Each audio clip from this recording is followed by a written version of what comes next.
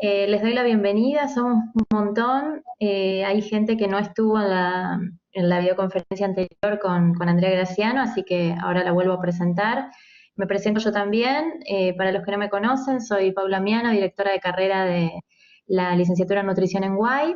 Y bueno, dentro de lo que vengo diciendo en todos los webinars, aprovechar las circunstancias para poder tomar contacto con profesionales que nos puedan compartir su experiencia y contarnos cuestiones que pueden ser de interés para alumnos y para graduados.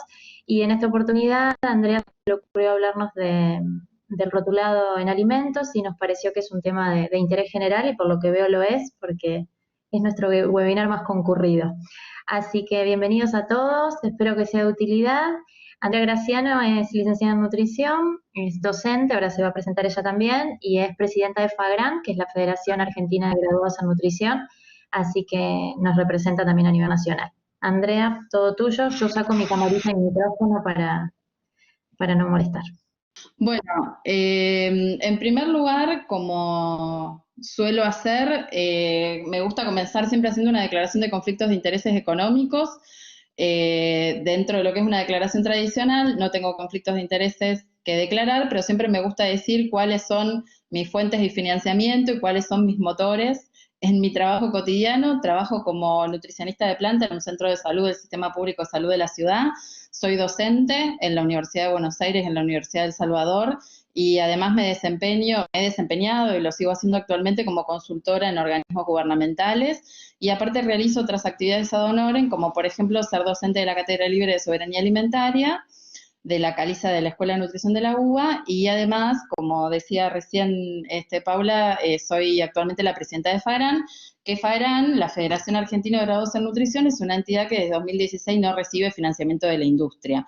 Como sé que muchas que hoy están presentes no estuvieron en la webinar anterior, lo que incluí fue una breve descripción de FAGRAN, que ahora paso a contarles, pero siempre esta charla de rotulado me gusta empezarla con estas palabras que son las de un discurso que dio este escritor norteamericano en un acto de graduación en una universidad de Estados Unidos, que paso a mostrarles.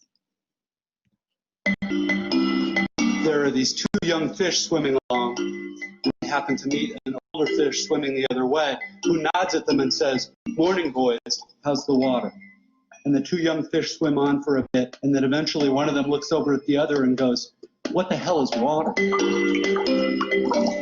Bueno, muchas veces nos pasa como estos peces en el agua, que estamos tan inmersos en nuestra cotidianidad, y nos pasa mucho en relación a nuestra formación profesional, que a medida que vamos formándonos también es como que nos vamos poniendo anteojeras y cada vez vamos como teniendo una mirada mucho más recortada de la realidad. Entonces la idea un poco de esta charla es poder de alguna manera empezar a desnaturalizar estas cuestiones y empezar a ver un poco el agua.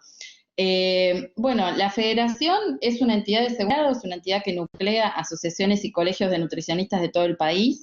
En este momento hay 21 entidades que son miembros de FAGRAN, o sea, FAGRAN no nuclea a personas físicas, no nuclea directamente a licenciados o licenciadas en nutrición, sino que lo que nuclea son a las entidades que nuclean a colegas, y en este momento somos 21, pero hay 3 entidades que se constituyeron recientemente, que son el Colegio de Nutricionistas de Chaco, la Asociación Fueguina de Graduados en Nutrición y la Asociación Santacruceña de Nutricionistas, que han solicitado la incorporación a FAGRAN, y que esto no se ha podido formalizar todavía, porque las incorporaciones, las altas y bajas de las entidades miembros, se hacen en el marco de las asambleas, y la asamblea que estaba previsto que se realizara en el mes de mayo tuvo que ser cancelada por el contexto pandemia. Así que bueno, cuando se formalice la incorporación, vamos a poder decir que FAGRAN está constituido por entidades de las 24 jurisdicciones de nuestro país. Para poder entender un poco la lógica de FAGRAN es importante comprender un poco cuáles son las autoridades de la Federación. La Federación tiene 2 autoridades: por un lado el Comité Federal, que es la máxima autoridad, que son los representantes de las distintas entidades miembros que sesionan en asamblea, Y por otro lado está el secretariado ejecutivo, que lo que hace es ejecutar los mandatos de asamblea, y está constituido por unas personas que estamos en representación de las entidades, ¿sí? Que nos reunimos y sesionamos por estatuto quincenalmente, pero la realidad es que la demanda de la tarea nos lleva a que nos reunamos muchas veces con una frecuencia semanal o mayor incluso. Bueno, la última asamblea extraordinaria que se hizo de Fagran se hizo en junio del año pasado, y fue en el marco de esa asamblea que Fagran, si bien desde el 2016 Fagran ya no recibía financiamiento de la industria, es cuando los representantes del Comité Federal, por unanimidad, deciden declarar a Fagran como entidad libre de conflictos de intereses económicos, y la importancia que esto tiene es que a partir de ese momento la Federación lo incluye como la política institucional, ¿sí?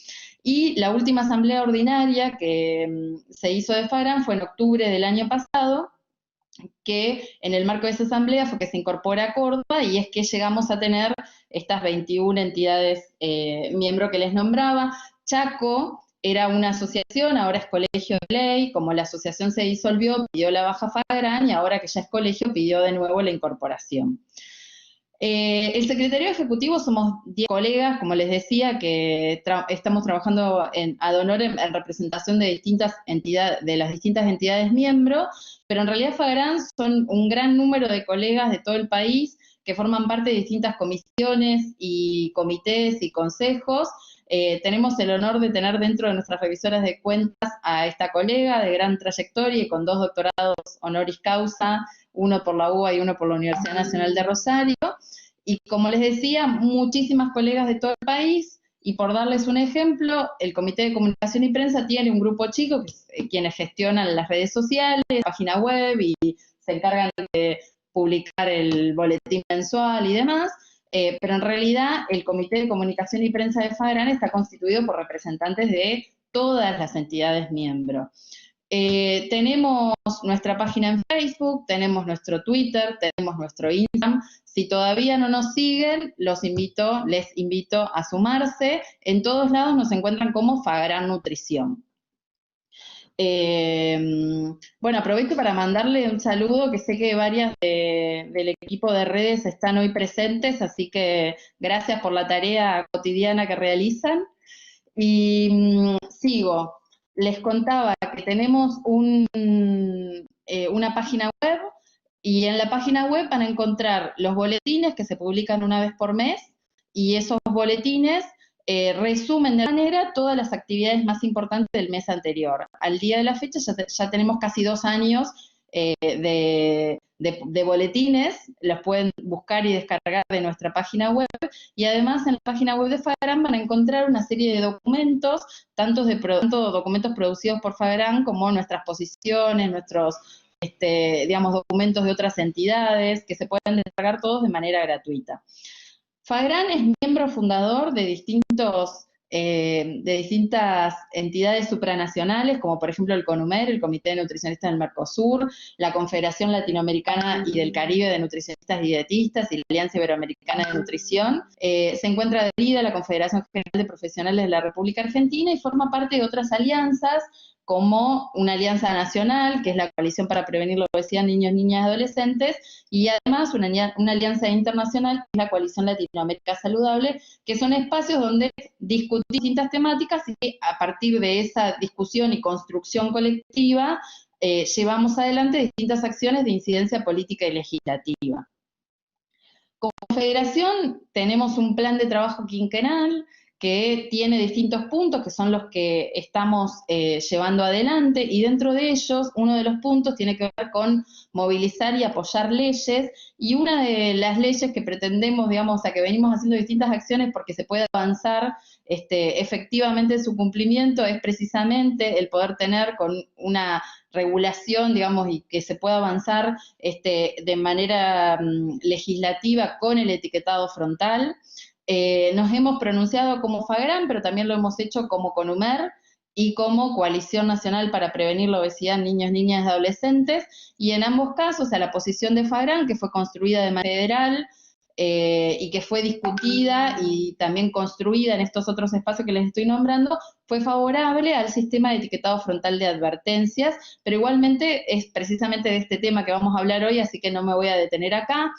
Como federación venimos realizando una serie de reuniones nacionales, estas son las reuniones que ya se hicieron, estos documentos que se construyeron también de manera federal se pueden consultar y descargar de nuestra página web.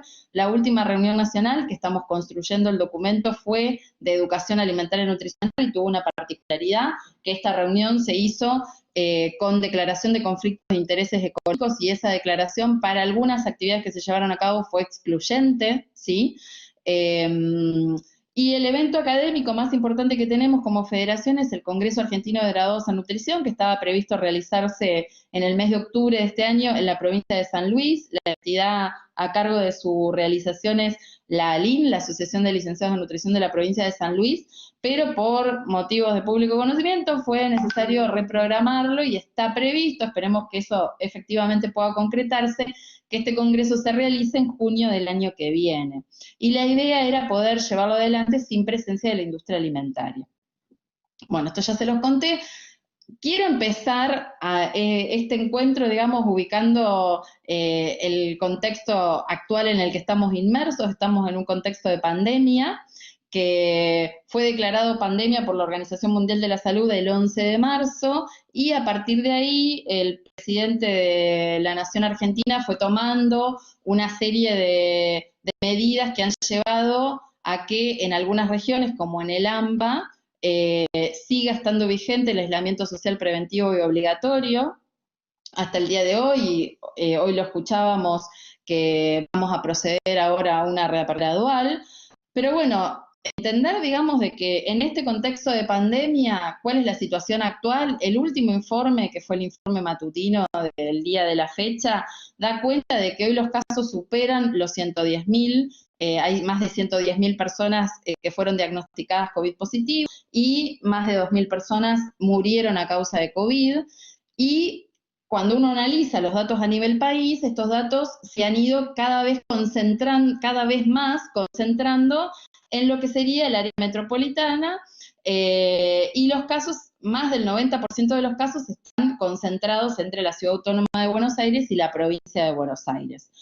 Si analizamos los datos de la Ciudad de Buenos Aires, que yo siempre los miro porque uno de mis trabajos es en la Ciudad de Buenos Aires, lo que vemos, y acá tomé 2 ejemplos, estos están tomados del boletín epidemiológico de la Ciudad de Buenos Aires, es que el barrio más afectado inicialmente fue el barrio de Retiro, la Villa 31, el barrio Mujica o la ex Villa 31 le dicen ahora, y en segundo lugar el barrio de Flores, que es donde se encuentra ubicada la Villa 11114, y si miramos cómo fue variando a lo largo del tiempo, los casos siguen liderando esos barrios, el barrio de Retiro, pero los casos se han ido concentrando en la zona sur de la ciudad, o sea, Villa Soldati, por ejemplo, ahora, y Barracas han pasado a la delantera también.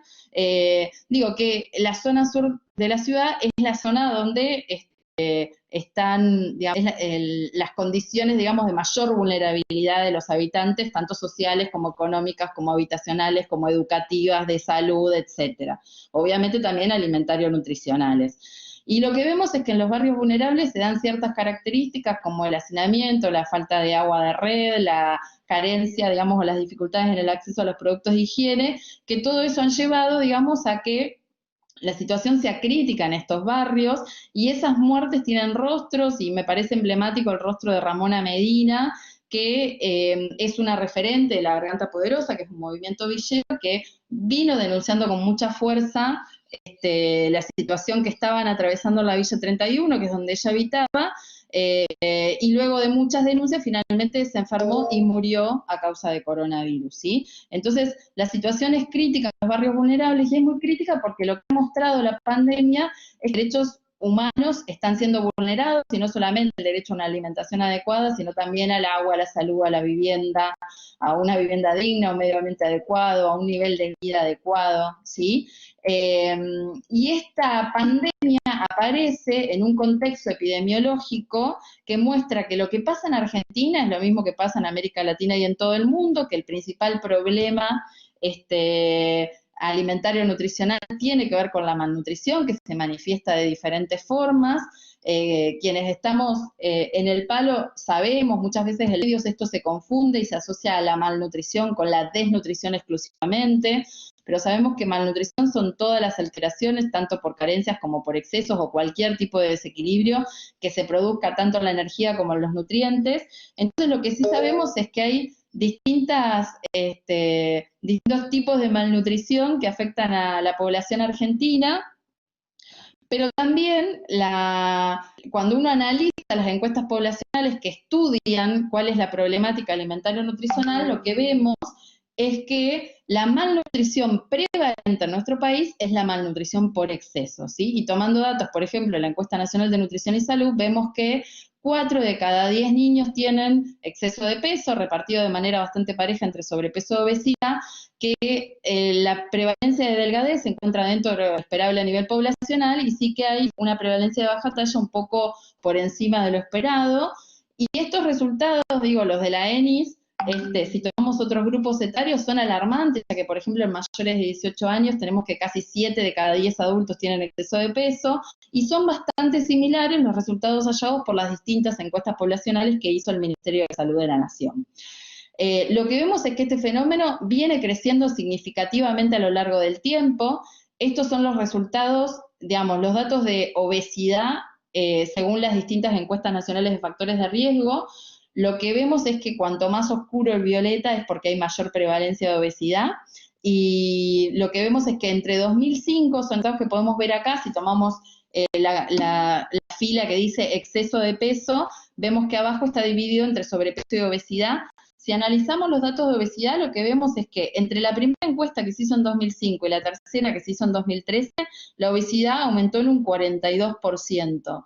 Pero si la comparamos a los resultados de la primera encuesta con los del 2018, lo que vemos es que la obesidad aumentó en un 74%, ¿sí? Es decir, viene aumentando significativamente la obesidad, y también esa obesidad va de la mano de otras enfermedades no transmisibles que también están claramente documentadas, pero la malnutrición por exceso, si bien hay un paradigma, y esto lo manejan bastante los medios, como si la malnutrición por exceso fuese un tema de la abundancia, en realidad lo que vemos es que por ejemplo, estos son los resultados de una encuesta, de un estudio que hizo la FIC, la Fundación Interamericana del Corazón, con UNICEF.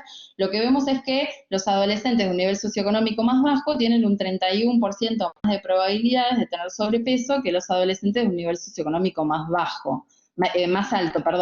Entonces, en realidad sabemos que la malnutrición por exceso afecta, digamos, con mucho más fuerza a las personas de menos recursos, a los que están en situación de mayor vulnerabilidad. Eso mismo sucede con la baja talla. Y también lo que vemos, y esto es parte de los resultados de la segunda encuesta nacional de nutrición y salud, los grupos sociales de menores ingresos lo que evidenciaron fueron mayores índices de exceso de peso a expensas de una mayor prevalencia de obesidad, ¿sí? O sea, hay más obesidad en los sectores más vulnerables. Y claramente la malnutrición se ve agravada por las desigualdades sociales y económicas que caracterizan a la región de las Américas. Esto es un informe que hicieron distintos organismos internacionales, y esa desigualdad en la malnutrición también se ve agravada en el género, afectando con mucho más fuerza a las mujeres. El tema es que la malnutrición en todas sus formas, como decíamos recién, que puede adoptar múltiples formas, es la principal causa de problemas de salud a nivel global, y el exceso de peso es el culpable de gran parte de la carga de enfermedades no transmisibles que hoy tenemos. En Argentina, hasta la aparición del COVID, lo que se sabía es que el 80% de las causas de muerte eran atribuibles a las enfermedades no transmisibles, y lo más terrible de esto es que las enfermedades son mayormente prevenibles a través de políticas públicas que controlan los factores de riesgo, ¿sí? Entonces, ¿Qué sabemos hoy? Que en realidad hay un problema de malnutrición que viene, digamos, de la mano de una fuerte transformación de los sistemas alimentarios, y esta transformación es la que determina qué cantidad, qué calidad y qué diversidad de alimentos se encuentran disponibles para el consumo humano. Y esa transformación viene siendo fuertemente traccionada por la creciente urbanización. En Argentina más del 90% de la población es urbana, por el cambio en los patrones alimentarios y por las nuevas formas de producir y procesar los alimentos, ¿sí? Y ahí es cuando nos empezamos a meter en el etiquetado, ¿sí? ¿Por qué? Porque tenemos muchas veces en nuestra formación de grado lo que tendemos a hacer es a tener una mirada como bastante reduccionista e individual, y es lo que muchas veces llevamos después de nuestro ejercicio profesional a la consulta. Pensamos que el problema está entre la persona que consulta y los alimentos que ingiere, pero en realidad todos los resultados de las encuestas y cuando analizamos en profundidad el fenómeno, lo que vemos es que para poder transformar la situación actual se necesita un enfoque holístico que pueda comprender, digamos, esta problemática desde el campo hasta la mesa, ¿sí? Abarcando todas las etapas. No hay forma de solucionar un problema que es de salud pública si no es abordado de manera holística. ¿Qué es lo que nos pasa? Que nosotros nos formamos y entendemos que las personas necesitan una determinada cantidad de kilocalorías, de hidratos de carbono, proteínas, grasas, vitaminas, minerales, o sea, que necesitan energía y nutrientes. Entonces, como comer es un acto cotidiano, nos parece que es algo, digamos, natural de todos los días, pero en realidad, como seres omnívoros que somos, hemos tenido la capacidad de adaptarnos a gran diversidad de ecosistemas que nos han permitido obtener esos nutrientes a través de múltiples satisfactores. Es decir, ¿cuáles son los alimentos que nos proveen esos nutrientes? Son muy diferentes, no solamente en los distintos países, sino dentro de un país también cambian las distintas regiones, y el tema es que comer eso está completamente invisibilizado, por eso me gusta mostrar el videíto de lo que les pasa a los peces en el agua, así que está tan naturalizado, digamos, que dejamos de ver lo complejo que es, y perdemos de vista esto que decía Fischler, que comemos nutrientes, pero también comemos sentidos, ¿sí? O sea, hay un montón de cuestiones que son las que van condicionando, muchas dimensiones que condicionan qué comemos, cuándo comemos, dónde comemos, por qué comemos, quién comemos. Y estamos tan condicionados por todas estas dimensiones que de hecho Claude Fischler, que es un sociólogo francés, ha llegado a afirmar que nuestros hábitos alimentarios no son una elección, ¿sí? Y de hecho es la cultura en definitiva la que termina definiendo qué consideramos comida y qué no, y el mismo reto que nos puede causar esta imagen a nosotros es quizás el que le sucede a otros grupos, como hay países donde las vacas son sagradas y es un tabú, digo, de ver una imagen que para nosotros es tan cotidiana y que forma parte de nuestra cultura alimentaria nacional, ¿sí? El asado.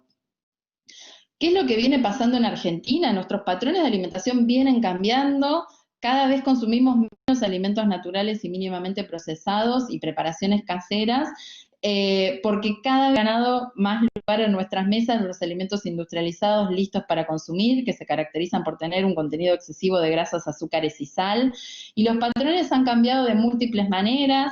La dinámica actual, ya sea por razones laborales o escolares, nos lleva a que cada vez hagamos más comida fuera del hogar, a que las normas del buen comer, la gastronomía, se ha transformado en la gastroanomia, en la falta de normas, y eso se evidencia, por ejemplo, en hábitos cotidianos como esto de estar picoteando o snackeando a cada rato. Estas sociedades postmodernas han llevado, digamos, a que la mujer se haya insertado en el mercado laboral, y eso también ha acelerado el proceso de ruptura en la transmisión intergeneracional de saberes. No es la única causa, pero digo, es uno de los factores que ha influido, digamos, en relación a transmitir saberes, por ejemplo, en cuanto a la alimentación y a las habilidades culinarias, porque es un rol que, digo, en estas cuestiones de los géneros que tradicionalmente le ha sido asignado a las mujeres.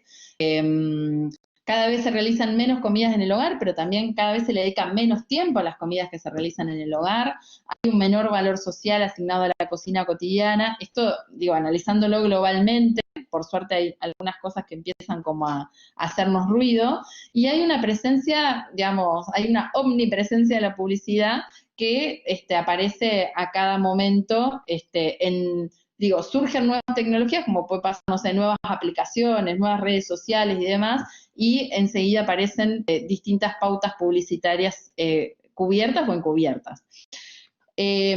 ¿Cómo vienen cambiando nuestros hábitos? Podemos ponerles un poco de números.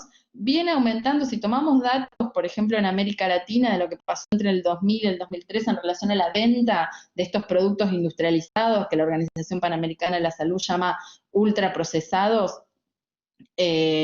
Son productos altamente industrializados que se caracterizan por tener una cantidad excesiva de grasas, azúcares y sal. Lo que vemos es que las ventas de los productos ultraprocesados aumentaron en un 50%, mientras que las ventas de las bebidas azucaradas aumentaron en un 100%. Y Argentina ocupa el tercer lugar en el ranking de ventas de ultraprocesados en América Latina y el puesto número 14 a nivel mundial, ¿sí? Y de hecho, las ventas de los ultraprocesados aumentaron para todos los quintiles de ingresos. Acá están los datos provenientes de las encuestas de gasto de hogares. Lo que podemos suponer es que lo que la gente gasta en alimentos es lo que aparentemente consume.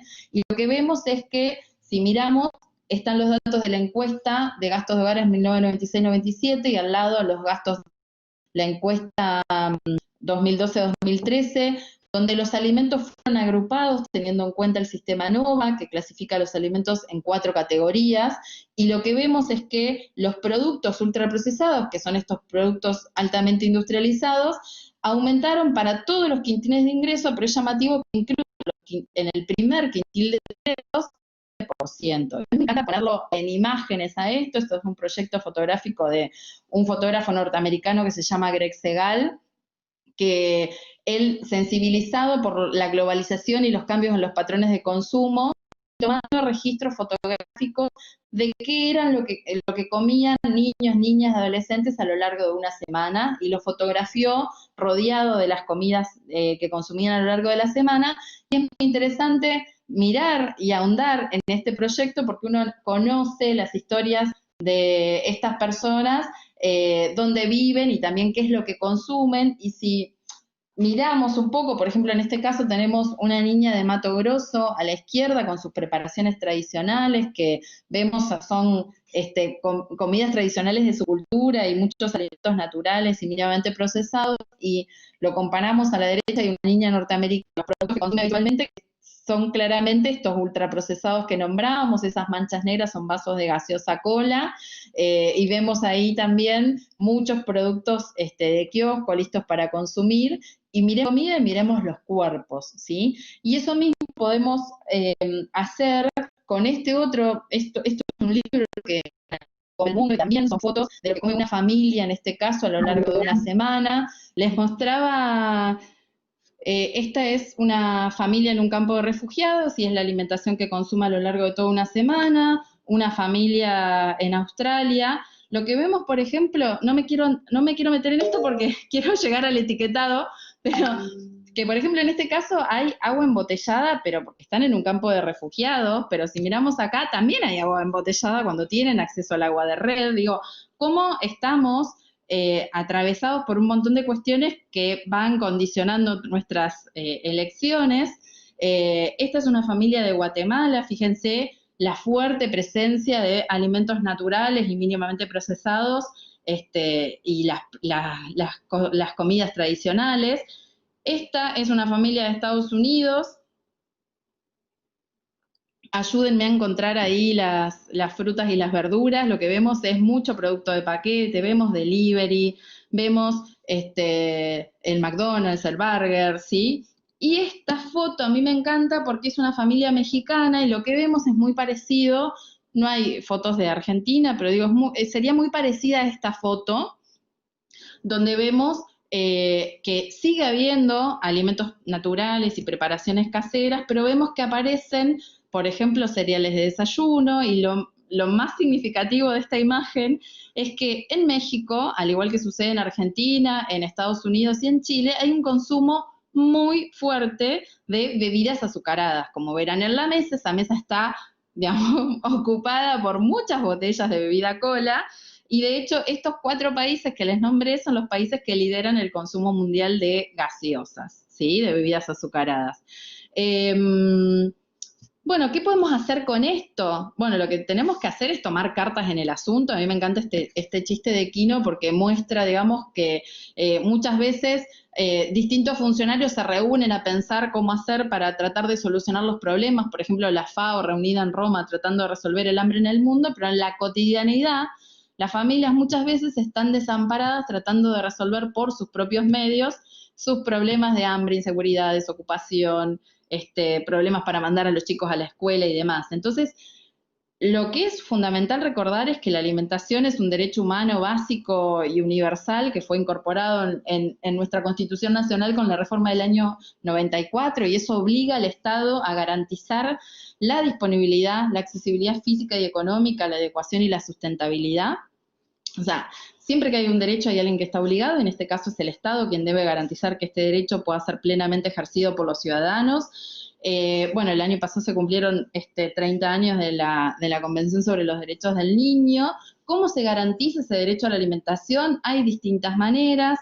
Es interesante entender que más allá de la seguridad alimentaria, tenemos que poder empezar a discutir sobre la soberanía alimentaria, que a raíz de que el presidente la nombró recientemente, varios medios lo tomaron, aunque muchos de ellos lo tergiversaron. El concepto de soberanía alimentaria es un concepto que ya tiene unos cuantos años, que se lo propone la sociedad civil en un foro paralelo a la Cumbre Mundial que se hizo en Roma en el año 96, y lo que pone el concepto es al pueblo en el centro de la cuestión, porque lo que dice es que el pueblo tiene derecho a poder definir sus propias políticas y estrategias a la hora de producir, distribuir y consumir alimentos, ¿sí? Bueno, fundamental es que si entendemos que este problema es un problema de salud pública, este problema no se resuelve a nivel individual. Muchas veces lo que escuchamos es que la gente es obesa porque no se mueve, porque come mal. No, la gente es obesa porque, digo, es un problema de salud pública, pues si fuese un problema individual no tendríamos un 70% de población adulta mayor con exceso de peso, mayor a 18 años con exceso de peso, y es fundamental que como integrantes o futuros integrantes, sé que hay estudiantes acá también, de equipos de salud, estemos sensibilizados respecto a esta temática, pero más allá de eso, es muy importante que como sociedad civil nos empoderemos de estas causas, que entendamos que no solamente somos consumidores, que somos ciudadanos y que tenemos derechos, y se necesita un Estado presente que promueva políticas públicas que regulen el mercado, particularmente la industria de alimentos y bebidas, que promuevan entornos saludables, que nos permitan, que faciliten nuestras elecciones alimentarias y por sobre todas las cosas que reduzcan la inequidad social. Si sabemos que toda esta situación golpea con mucha más fuerza a los más vulnerables, por eso es tan importante que haya medidas, políticas públicas específicas que reduzcan esa brecha. ¿Qué pasa? En una economía de mercado, el hambre, o sea, ahí tenemos personas obesas con hambre.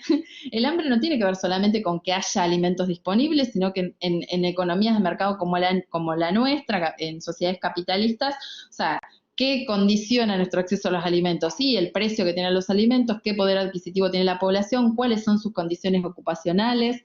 No me quiero meter en esto, pero sí quisiera llevar a una reflexión cuando hablamos del derecho a la alimentación, de que hoy los alimentos, digamos, se han transformado de ser buenos para comer, como decía Marvin Harris, este antropólogo norteamericano, han pasado de ser buenos para comer a ser buenos para vender, pero si la alimentación es un derecho, el alimento no debería ser una mercancía.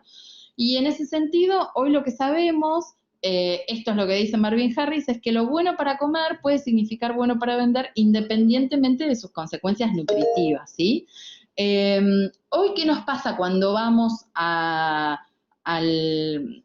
comprar? O sea, vamos, por ejemplo, a comprar queso rallado, nos acercamos a la góndola, esta foto es viejísima, la sigo usando porque me encanta, porque ¿qué pasa? Muchas veces vamos y fijamos, bueno, a ver qué hay de oferta, ¿no? Entonces yo llego y me acerco y veo este producto que es el más barato y digo, mirá, acá tengo la góndola de queso rallado, marca la quesera, dice rallado grande, marca la quesera, tiene una cuenca que está llena de queso rallado, pero en realidad bien chiquitito, el productor me está informando que eso no es queso rallado, que eso es un aderezo a base de queso procesado con almidón rallado y deshidratado. Entonces, ¿qué pasa? El consumidor en general no lee eso y compra, digamos, creyendo de buena fe la información que está en esa etiqueta. Y esto es lo que plantea Claude Fischler, que en realidad hoy los alimentos se han convertido en artefactos misteriosos, en ovnis, en objetos comestibles no identificados, y que no sabemos qué es lo que estamos comprando. Tenemos un montón de desafíos pendientes, no quiero detenerme en esto, pero sí lo que necesitamos para transformar esta realidad es avanzar en distintas políticas públicas que, por un lado, permitan aumentar los alimentos, que haya más disponibilidad de alimentos saludables, pero por otro lado es necesario cambiar las percepciones que tienen los consumidores y el conocimiento que tienen sobre el procesamiento de los alimentos. Y en ese sentido se necesitan campañas de comunicación y educación alimentaria que tengan enfoque de género, que tengan enfoque de derechos, y también trabajar sobre la transmisión práctica de habilidades y saberes culinarios. Y desde el Estado es necesario regular de manera integral, por todos los canales y formatos, las publicidades de los productos alimenticios no saludables y avanzar en la implementación de un etiquetado frontal de advertencia. Y acá es donde empezamos a hablar específicamente del etiquetado, que en realidad técnicamente lo correcto es hablar de rotulado nutricional. Hoy el rotulado se ha transformado, digamos, como en la forma que tiene el consumidor de tener información de quién produce ese alimento. Si queremos modificar los hábitos, la información es un prerequisito fundamental, no es el único, aunque sí se necesita información nutricional que permita empoderar a los consumidores para que puedan tomar decisiones informadas a la hora de comprar alimentos, a la hora de adquirir alimentos. Cada vez en mayor número de países es obligatorio que las etiquetas de los alimentos tengan información nutricional en sus rótulos, ¿sí? Ahí mandatory es obligatorio y voluntario, o sea, cada vez hay más países que incluyen información nutricional en sus rótulos, y de hecho Argentina tiene un rotulado nutricional que hay un marco normativo bastante amplio, y mucho de la normativa en cuanto a lo nutricional, digamos, surge de acuerdos Mercosur, que han sido incorporadas estas resoluciones a nuestro Código Alimentario Argentino. No me voy a detener en esto, pero sí, digamos, entender de que hoy hay un rotulado general que está regulado por la ley, que refiere, digamos, a todas las inscripciones, leyendas, imágenes, ya sea, digamos, en palabras o gráficas, que está... Bueno, esta es toda la definición tal cual está en el código, digamos, qué es lo que está en la etiqueta de los alimentos, en el envase del alimento, y es la principal herramienta, como les decía recién, de comunicación entre quien elabora el producto y quien lo consume, ¿sí? Y lo que dice el código, lo que dicen las normas nacionales e internacionales, lo dice el Códex Alimentarius también, que el rotulado debe evitar una descripción errónea del alimento, que la información resulte falsa, equívoca, engañosa o carente de significado. Sin embargo, digamos, tenemos un montón de información obligatoria que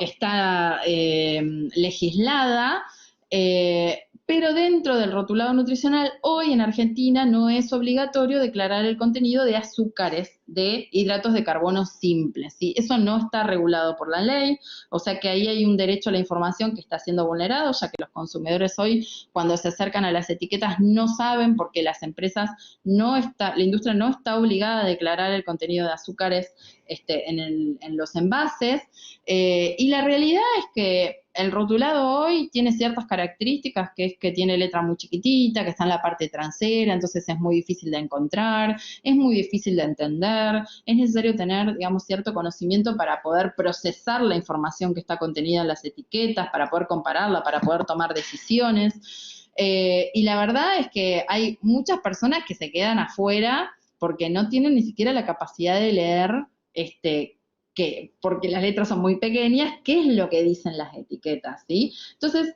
en este sentido, ¿qué podemos hacer para mejorar el acceso y la comprensión de la información nutricional?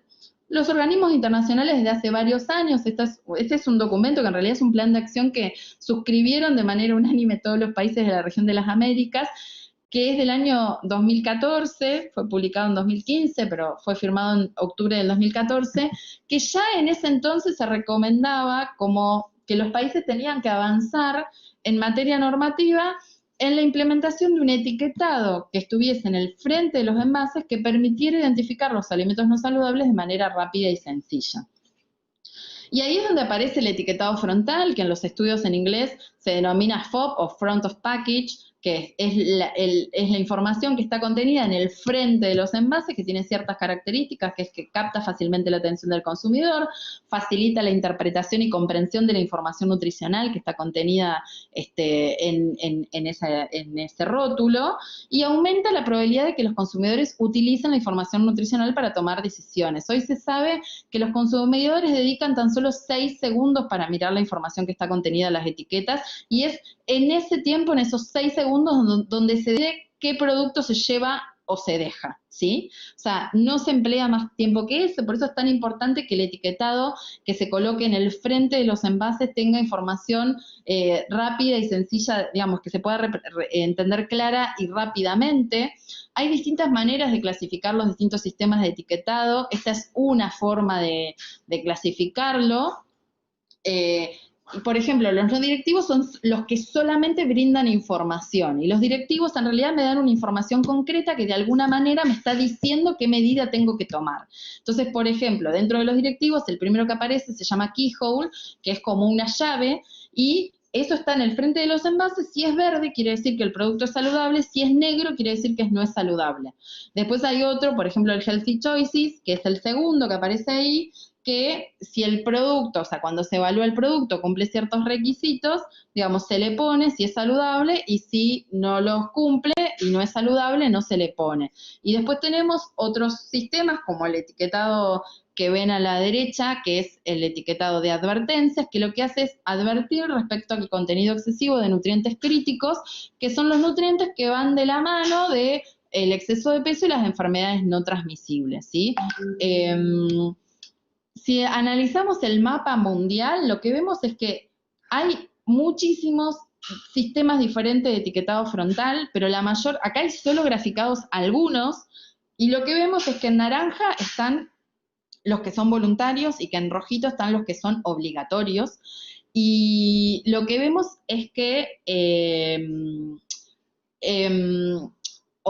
digamos, acá están graficados 3 países de América Latina, que son México, Ecuador y Chile, pero a esto se le sumó Perú y Uruguay, y esto lo que quiere decir es que América Latina viene liderando la regulación, digamos, es el país líder en materia de implementación obligatoria de etiquetado frontal, ¿sí?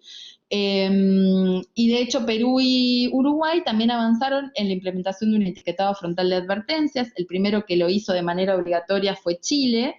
Y yo quiero hacer una distinción de qué pasa cuando el etiquetado es voluntario. Este es, por ejemplo, el sistema que se implementa en Australia y Nueva Zelanda, que se llama sistema de 5 estrellas. Los productos son evaluados, hay cosas que suman y cosas que restan. Entonces, por ejemplo, si tiene fibra, o si tiene proteínas, o si tiene legumbres, eso suma puntos y hace que tengas más posibilidades de que tengas 4 o 5 estrellas. Y hay otras cosas que restan, como que tenga mucho azúcar o mucho sodio. Pero esto se implementó de manera voluntaria. ¿Y eso qué significó? Que cuando analizan qué productos le pusieron, esto lo presentaba una colega en un congreso, y decía que cuando ellos habían analizado qué productos tenían el sistema, que es voluntario, habían encontrado que el 84% de los productos eran saludables, es decir, tenían entre 4 y 5 estrellas. ¿Y eso qué quiere decir? Eso quiere decir de que cuando es voluntario, se usa el etiquetado frontal como una estrategia de marketing más. Si yo hago un producto saludable, lo que quiero es decirle a la gente, este producto es saludable, cómpralo.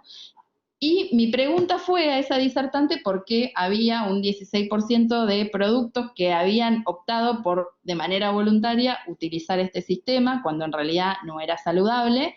Y lo que me respondió es que en realidad cuando las empresas internacionales deciden incorporar algo en su etiqueta, lo hacen a todos sus productos. Entonces en realidad esos productos no saludables eran de estas marcas internacionales que por política, digamos, institucional, le ponen a todos los productos, y de hecho para ellos también eso es una estrategia de marketing interno, ya que les permite, digamos, como también posicionar mejor otros productos de la misma empresa.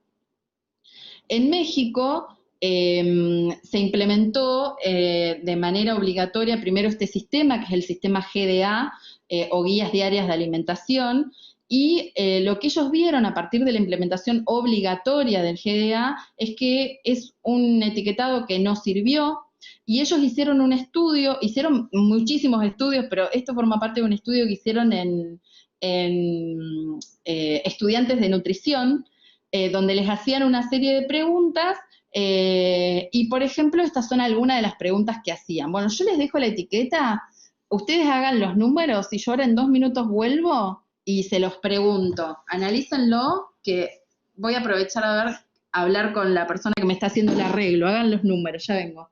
Bueno, acá volví. Hicieron las cuentas. ¿Cuántas kilocalorías tiene el producto en total? No pueden responder, no pueden escribir. Así. Bueno, yo no lo veo. ¿Vos podés leerlo a lo que escriben? Yo te aviso.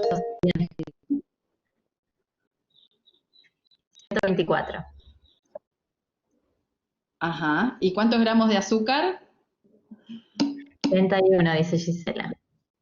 Y Marianela Cota, pero eso es por porción. Bueno, a eso quería llegar, ¿sí? Acá yo no les estoy mostrando el envase, pero en realidad no importa, porque esto mismo es lo que les pasa a los consumidores, ¿sí? Si ustedes se fijan, la información en general que aparece en la etiqueta es por porción, pero los productos no necesariamente se venden en porciones. Por ejemplo, si ustedes se fijan en esta etiqueta, aclara que el contenido neto son 413 mililitros. Entonces, cuando yo les pregunto, muchas veces la gente no se compra una bebida, un jugo de frutas que tiene 413 mililitros y se lo toma todo. Y cuando se lo toma cree que consumió 124 calorías, pero en realidad 124 calorías hay en 240 mililitros. Si me tomé todo el jugo, en realidad me tomé casi el doble de calorías que las que indica la porción, porque en realidad ese producto tiene más de una porción.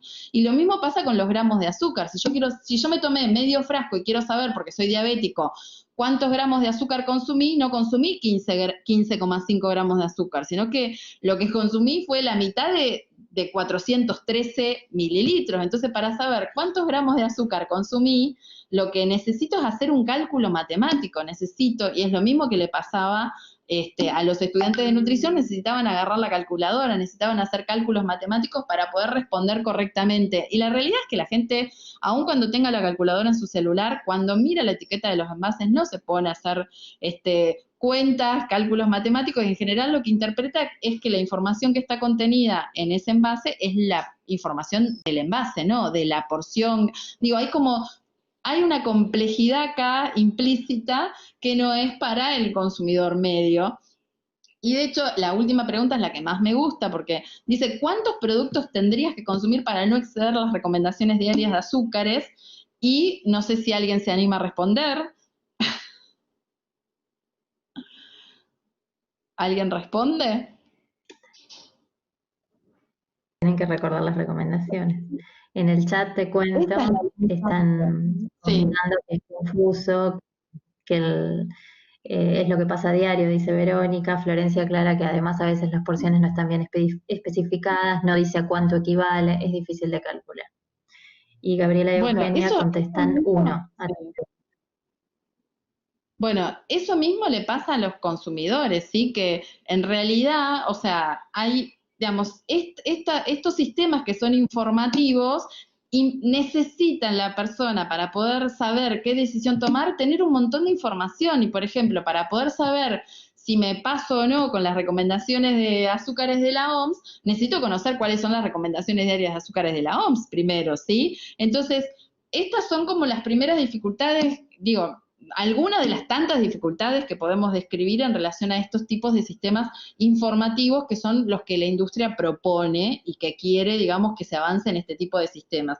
Entonces, por ejemplo, México lo que mostraba es, yo tengo este sistema que es GDA, no es lo mismo cuando yo me acerco a comprar un ketchup si yo tengo un sistema de advertencias, porque claramente yo cuando me acerco al envase puedo ver rápidamente ciertas características nutricionales de ese producto, como por ejemplo que es alto en azúcares, que es alto en sodio, ¿sí? Y no necesito, digamos, como empezar a hacer cálculos matemáticos para ver si lo que tiene es mucho, es poco, más, menos, ¿sí?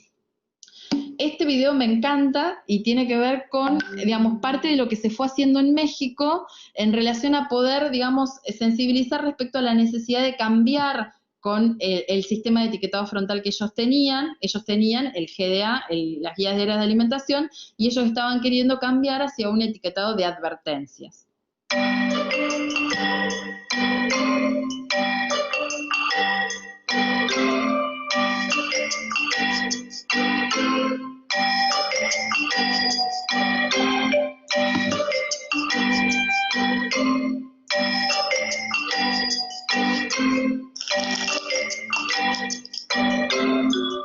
El cereal contiene menos calorías.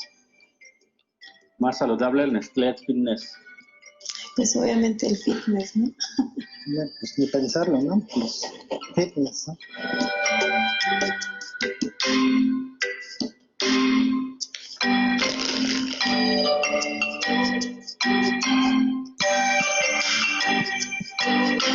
Creo que ninguno. Es como que, ¿para qué no comprarlo? Trae alto todo, entonces tú sabes si te lo compras o no. No creo que ninguno sea alguno más saludable que otro. Me parece que son muy parejos. En base a la etiqueta acá, ninguno. Híjole. Creo que los tres están... Ninguno de los tres me parece saludable. Los tres son altos en calorías, en azúcar y en sodio.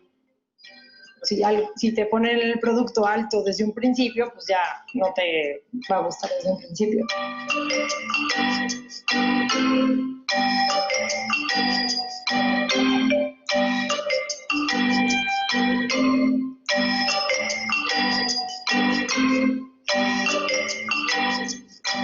Creo que no, porque no sabemos muy bien cómo leerlo y qué significa lo que dice, o sea, qué significa en una traducción hacia lo que nos hace bien o no.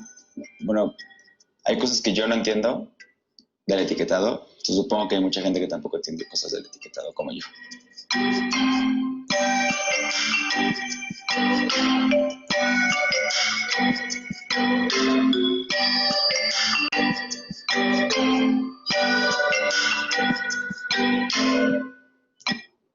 Bueno, lo que pasó en México es algo que es un ejemplo a seguir y es algo que sería importante que empecemos a sensibilizarnos como nutricionistas o futuros nutricionistas, pero también como profesionales de la salud y por sobre todas las cosas como ciudadanos que somos, es que necesitamos poder generar y fortalecer una voz colectiva fuerte. Es lo que pasó en México, que se generó esta alianza por la salud alimentaria, y les recomiendo que visiten la página y también la página de Etiquetados Claros, que fue toda la movida que hizo México en pos de poder avanzar en la implementación obligatoria de un etiquetado frontal de advertencias. Para ellos era difícil porque ellos ya tenían una normativa, entonces necesitaban hacer la suficiente fuerza como para que el etiquetado obligatorio que ellos tenían, que era el GDA, pudiera transformarse en un etiquetado de advertencias, ¿sí? Y yo siempre doy el ejemplo de lo que pasó con la interrupción voluntaria del embarazo, que cuando la sociedad civil abraza una causa, o sea, ¿por qué se discutió, más allá de que finalmente no se aprobó,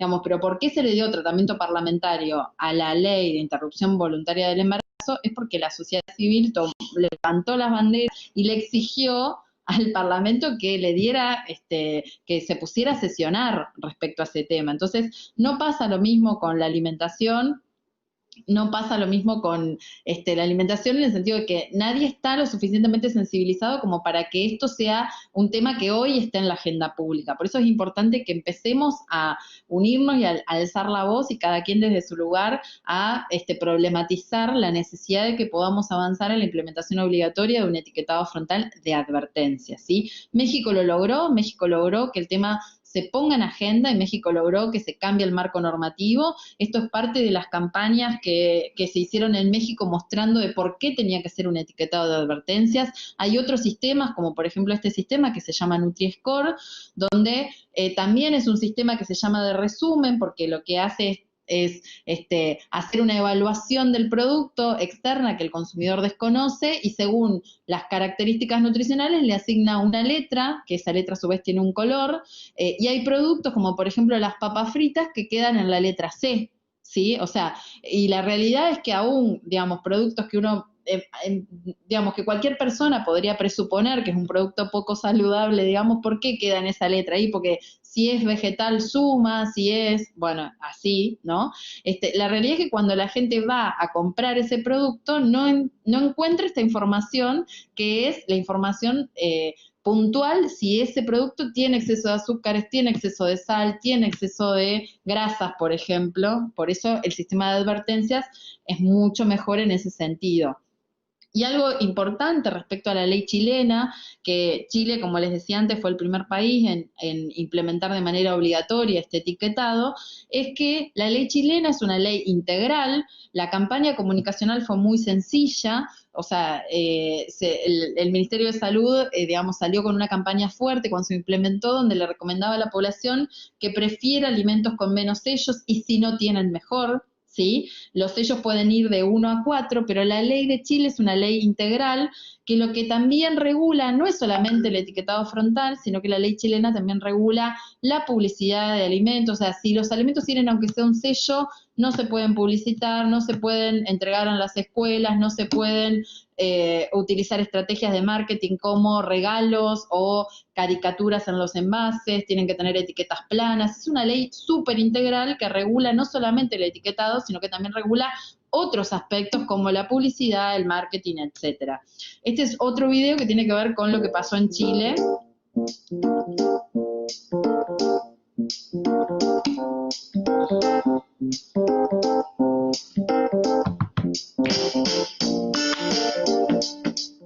soy Florencia. Tomás. Diego. Ariel. ¡Ay, qué rico! Estos son porotos buenos. Esto hace bien. Bueno, esto hace bien. Estos son galletas. Esto hace bien. ¿Quién quiere un huevo? Bueno, yo me quiero comer pan. ¿Y eso? Yo me voy a comer esto. Es bueno. No podemos comer sándwiches. No tiene las cositas negras. Yo manzana. Yo granada. Yo también granada. No me acuerdo que era el charquito. Una cosa mezclada con algo. Caldo con papas, carne y arroz. Tomate y lechuga. ¿Por qué no tiene la cosa negra? Todos los que no tienen la cosita negra. Por ejemplo, Por ejemplo, el pan que me comí. Las frutas. Ahora las comidas malas. Dice alto en grasa. Sí, hay uno. Alto en azúcar, que está mal. Este es malo. ¿Por qué? Alto en calorías, alto en grasas saturadas. Y además es una hamburguesa. La hamburguesa hace mal. Eso es malo. Porque tiene alto en grasa, también alto en azúcar, alto en calorías. Estas galletas son insaludables. Porque dice alto en azúcar, alto en grasas saturadas y también alto en calorías. Puedes engordar. Es una panza. Los dos son altos. ¡Hola, detectador! Los de dos van acá. Este tiene 150 de grasa. 3. Malo. Yo pensé que tenía 4. Peor. Y con 10. Peorcísimo. Las únicas cosas que son saludables son las que las hacen en casa.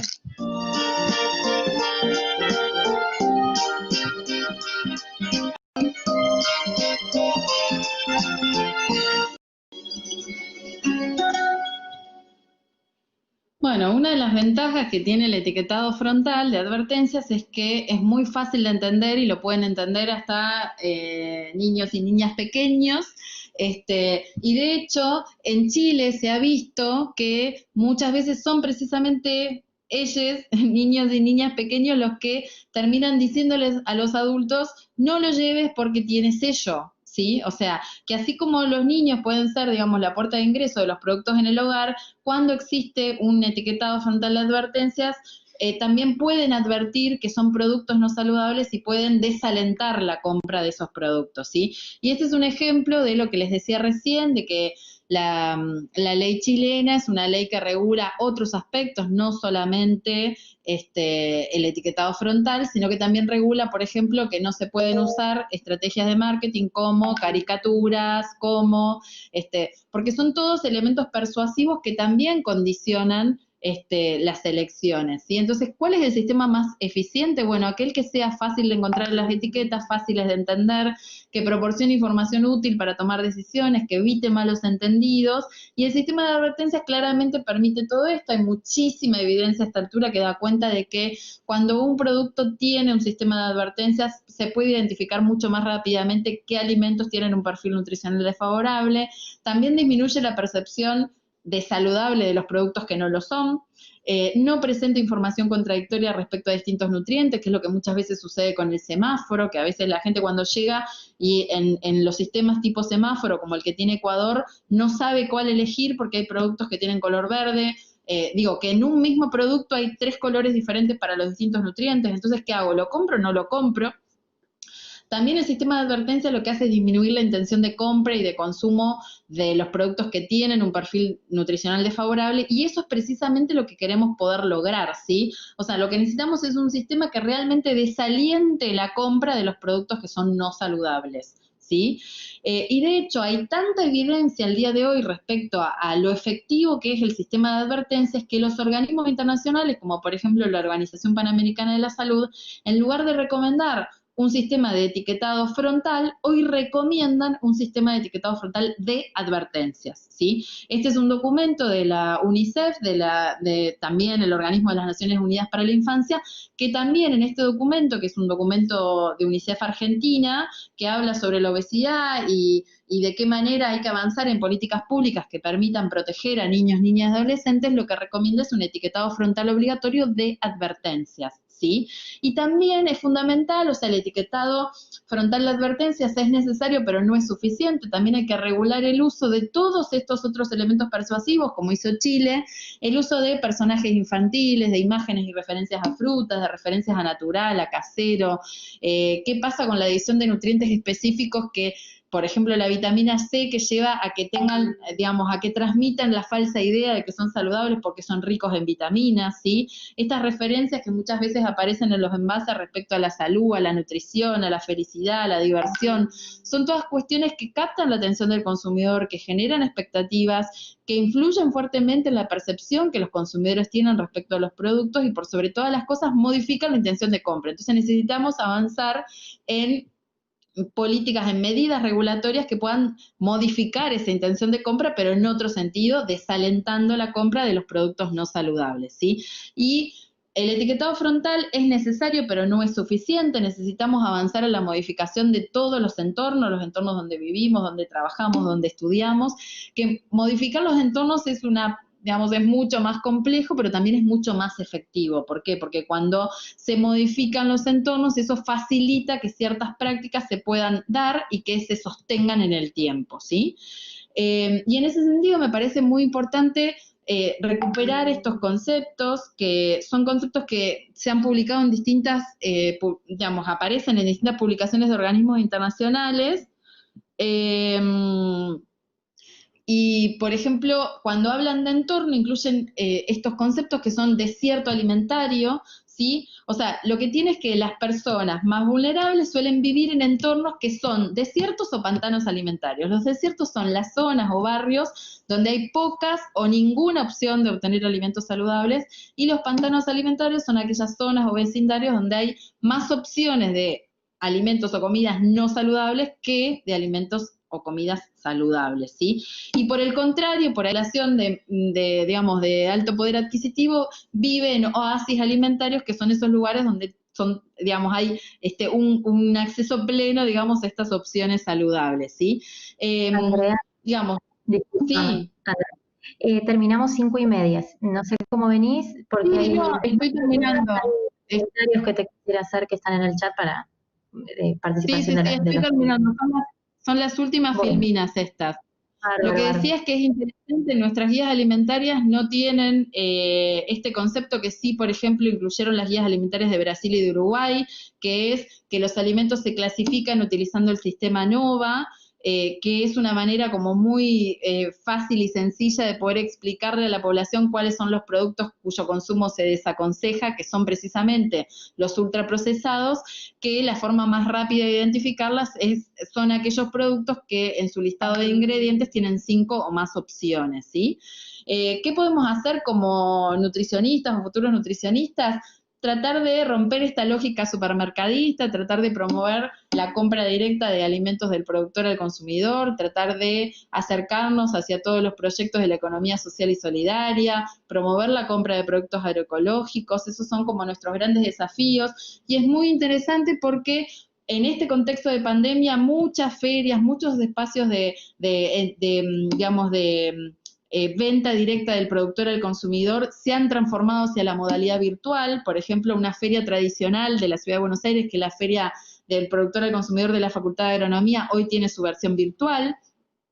Y lo que no hay que olvidar, y con esto ya estoy cerrando, es que comer es un acto político, que hay cada vez más política en nuestras decisiones de compra, que en realidad muchas veces para quienes somos nutricionistas la política parece ser una mala palabra, pero en realidad es fundamental entender de que hay esta frase, me encanta a mí, que lo que pone en consideración es que el peor analfabeto es el analfabeto político, y me gusta esta parte de la frase donde dice que no sabe que el costo de vida, el precio de las alubias, del pan, de la harina, del vestido, del zapato y de los remedios dependen de decisiones políticas, ¿sí? Entonces, hay mucho de política en nuestras decisiones, y cuando nosotros decidimos comprar un alimento, estamos de alguna manera, digamos, favoreciendo un modelo productivo u otro. Entonces tenemos que poder empezar a desnaturalizar nuestras prácticas. Y esta es la frase final de cierre, que en estos tiempos que por ahí nos tienen tan apesadumbrados de encierro y de pandemia y de aislamiento, estos tiempos de incertidumbre y desesperanza en realidad son los momentos ideales como para gestar proyectos colectivos de donde planificar la esperanza junto a otros, ¿sí? Espero que esta charla sirva precisamente para pensarnos como actores claves en la transformación social para poder avanzar hacia un etiquetado frontal de advertencias. Bueno, eso es todo lo que tengo para compartirles, y dejaba, digamos, como un ratito de preguntas. Como sabía que tenía tiempo, hablé despacito. Yo habitualmente hablo así como muy rápido. Los invito a seguirnos en las redes sociales. Me dejo de compartir y ahí estoy. Ahora sí, puedo prender la cámara, ¿no? Sí, dale, Andrés. Bueno, yo te voy a ir leyendo, y por si alguno no estuvo siguiendo el hilo también, en general son comentarios más que preguntas. Al final aparecieron algunas preguntas, pero bueno, te voy leyendo los comentarios para que veas lo que iban mencionando mientras vos los exponías muy claramente, muy didáctico, hermosas las fotos, y creo que una imagen, como dicen, habla más que muchas palabras, y fue clarísimo. Marianela comenta que esto debería acompañarse de educación alimentaria, ya que el consumidor puede entender que los azúcares son malos, por ejemplo, pero no es lo mismo el azúcar de una fruta que la de un jugo. Micaela dice que a la vez, cuanto más ellos, más... Sí. Un comentario que a mí, digamos, yo soy, de hecho, en la UBA soy docente de educación alimentaria y nutricional, y cada vez que sale el tema de la educación alimentaria, digamos, yo siempre lo que digo es que la educación alimentaria es necesaria, pero no es suficiente, que digo, a pesar de que esa es mi materia y que me encanta, y yo soy una fiel defensora de la educación alimentaria y nutricional, se necesitan políticas públicas regulatorias, ¿sí? O sea, si por más educación que haga, si no hay políticas públicas regulatorias, no se pueden transformar los hábitos, y se necesita transformar los entornos. Es fundamental transformar los entornos en los que estamos inmersos. Dale, seguí, que después del azúcar también podemos hablar, pero lo dejo para después si me queda tiempo. Micaela dice, a la vez cuanto más impuestos, lo que lleva a la industria a disminuirlos. Y Juliana agrega que en Chile la cajita feliz no viene con juguetes porque no se premia a los nenes por comer mal, que ofrecen compotas. Marianela vuelve a comentar que podría pasar que la industria busque reformular alimentos para no cruzar los límites del etiquetado, no necesariamente hacerlos más saludables. Podría interpretarse como un alimento saludable, ya que no tendría... En Chile está estudiado de qué manera la industria reformuló los productos, precisamente entre que se implementó la normativa y se puso en marcha, pasó un año como para que la industria pudiera tener tiempo para reformular los productos. Hubieron muchísimos productos que se reformularon y de hecho salió la ley y salió, por ejemplo, Coca lanzó la Sprite y la Fanta sin sellos. Digo, reformuló los productos, que eso fue es un déficit que tiene la ley chilena, que la ley chilena no informa respecto al uso de los edulcorantes, pero la ley mexicana sí. Entonces, en Chile, muchos productos lograron sacar el sello de azúcares, el sello de que es alto en azúcares, porque lo reemplazaron por edulcorantes, pero en México, en cambio, está legislado de que es obligatorio declarar los edulcorantes. Entonces es como muy interesante porque también se informa al consumidor respecto a eso, a esa modificación, digamos, en caso de que se hiciera. Bien. ¿Querés seguir leyendo y no te interrumpo? Sí, no me pasa nada. Quiero leerlo de todos nada más. Jordana dice que da charlas en colegios a chicos y padres y que los chicos aprenden rápidamente y lo repiten. Que otra vez el tema de la educación alimentaria, que los adultos saben muy poco sobre lo que hay que leer en los rótulos. Y entonces tanto ella como Marianela sugieren por qué no incorporar nutrición o alimentación saludable como una asignatura en las escuelas, en el currículum. Micaela también dice, yo creo que lo importante, aparte de desalentar la compra, es darle al consumidor la información necesaria y que con la información apropiada cada uno puede elegir y decidir y no consumir X alimento creyendo que es algo que no es. Ahí sí viene una pregunta. Euge pregunta, en marzo se presentó el proyecto de ley sobre etiquetado de advertencia frontal. ¿En qué estado está? En realidad han habido al día de hoy muchísimos proyectos de ley para avanzar de manera obligatoria en la implementación de distintos sistemas de etiquetado. Hubieron proyectos de ley de etiquetado de advertencia. Lo que tienen es que esos proyectos nunca llegaron a tratarse y los proyectos de ley, pasado un determinado tiempo, pierden estado parlamentario. Sí es cierto que recientemente se presentó un proyecto, la diputada Lampreave presentó un proyecto de etiquetado frontal de advertencia. Lo que pasa es que también, hay como dos formas de modificar el código. Uno es porque haya una ley, y la otra es que se modifique el código, que el código se puede modificar con la firma de 2 funcionarios, o sea, es tan sencillo como eso. Lo que pasa es que para que eso suceda tiene que haber voluntad política de que esto se cambie, y es un tema que toca muchísimos intereses. Entonces, es por eso que es tan difícil, poder avanzar en que esto efectivamente se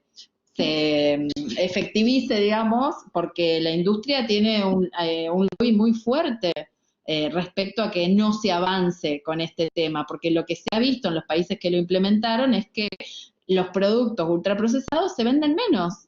O sea, es una ley que es efectiva, entonces como la industria sabe que efectivamente caen las ventas, entonces trata de hacer lo imposible por obturar que eso se discuta y se avance en la implementación de un etiquetado frontal de advertencias. Y es lo que está haciendo. En México trató de influir para dar marcha atrás con la normativa, trató de hacer lo mismo en Perú, y ahora está tratando de tirar abajo la ley en Uruguay. Uruguay tendría que haber empezado a implementarlo en marzo de este año, y lograron que se derogue por 120 días, y está peligrando la implementación de la norma en Uruguay. Esas son las novedades.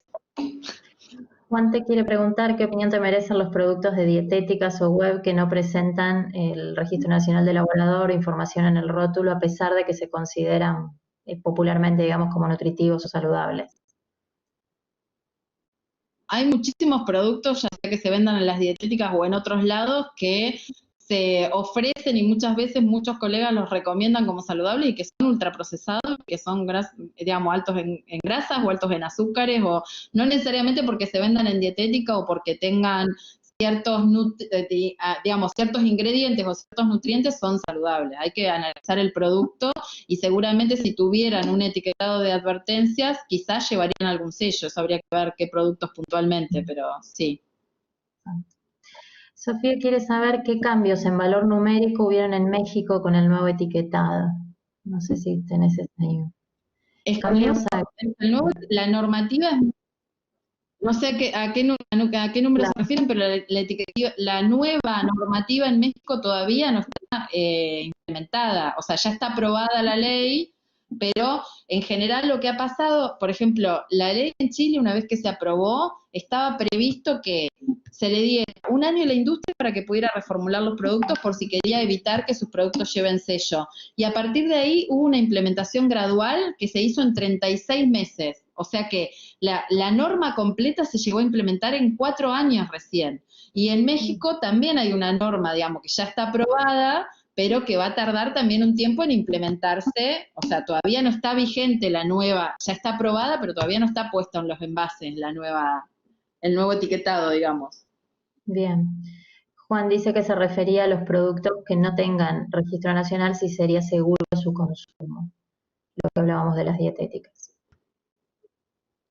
Claro, lo que pasa es que en realidad no están cumpliendo con el Código Alimentario Argentino. O sea, pero ahí entramos en otra discusión que no viene al caso, que es qué pasa con, digamos, muchos productos de la economía social y solidaria, que no, digamos, es como otra discusión, no me quiero meter ahí porque es una discusión larga y yo como docente de soberanía alimentaria, digo, tengo como también otras posiciones. La respuesta cortita sería, digamos, que en realidad no está cumpliendo con el marco normativo actual, que es el Código Alimentario Argentino. Bien, y te hago la última para poder despedirnos tranquilas. Marina dice, ¿cuál es la referencia bibliográfica para los distintos modos de sellos? Ya que no se acuerda bien, pero CEPEA tenía una publicación. Hay un montón, hay un montón de publicaciones de evidencias científicas, digamos, de estudios de investigación que se hicieron. Hay uno interesante que sistematiza toda la evidencia disponible que hizo el Ministerio de Salud de la Nación, que se llama, está en la página del Ministerio de Salud de la Nación, y está buenísimo porque lo que hizo fue sistematizar toda la evidencia disponible hasta fines del 2018, entonces está bárbaro porque vos te acercás a ese documento y tenés como un pantallazo general de toda la evidencia científica disponible y también de algunas experiencias como la chilena. Pero más allá de eso, después hay un montón de... bárbaro, hay un montón, digamos, CEPEA es una organización de la sociedad civil, como puede ser FAGRAN, como puede ser, hay como un montón de particulares y de organizaciones y entidades de la sociedad civil que han hecho también sus propias publicaciones. Yo recomendaría, si quieren como meterse a bucear un poco en la evidencia, ir a ese documento del Ministerio de Salud de la Nación y si quieren buscar las referencias que se citan ahí y ponerse a leer esos estudios. Bueno, se nos terminó el tiempo, queda abierto justo con el último comentario que quieren una charla sobre seguridad alimentaria, así que lo podemos programar. Y bueno, agradecerles a todos y Andrea por tu tiempo, por tu dedicación y el compromiso que le has puesto a esto, totalmente voluntario y con pasión, que creo que transmitir eso a estudiantes y a recientes graduados es riquísimo. Gracias a todos por participar y bueno, nos veremos en un próximo webinar.